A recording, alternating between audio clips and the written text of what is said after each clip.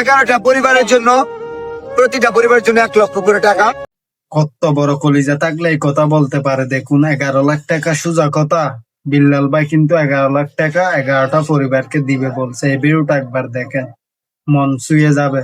আর যারা বিল্লাল ভাইকে নিয়ে রোজ করতে তাদেরকে বলে দেব, এই ভিডিওর পরে দেখতে পারবেন।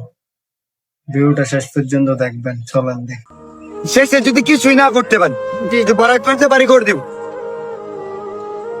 আর যদি কিছুই না হয়, বরাট হইলো না, বাড়ি করে দিতে পারলাম না, তাহলে একটা কাজ করবো। 11টা পরিবারের জন্য, প্রতিটা পরিবারের জন্য 1 লক্ষ করে টাকা, 11 লক্ষ টাকা ভিক্ষা করে হইলেও ম্যানেজ করবো। কারণ এটা শুধু শেরপুর জেলার না, আজকের এই মাটিটা কিন্তু শুধু শেরপুরের ভূখণ্ডে না, এটা বাংলাদেশের মানচিত্র থেকে 11টা পরিবার নিঃস্ব হয়ে যাচ্ছে। আমরা কি চাই এরকমটা হোক? আমরা পুরো বাংলাদেশ মিলে কি 11 লক্ষ টাকা ম্যানেজ করতে পারবো না? হাত পাতবো, নিজের জন্য না, অন্যের জন্য হাত পাতবো। আছে যার যতটুকু সর্বত। এবং বলে রাখি, আমরা হচ্ছে গিয়ে শুধু এদের জন্য হাত পাততে হবো না, ভবিষ্যতে আরো অনেক সমস্যার সম্মুখীন হতে পারে।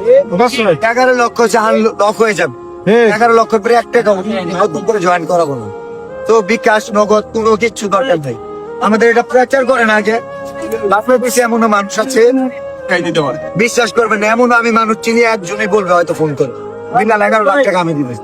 ঠিক আছে, ইয়াস, এমন মানুষ আছে, এমন লোক আছে, এমন সংগঠন আছে, তারা বলবে 11 লক্ষ টাকা আমাদের সংগঠনের পক্ষ থেকে দিতেছে। তো ভিডিওটা তো দেখলেন, কেমন লাগছে অবশ্যই কমেন্ট বক্সে জানাবেন।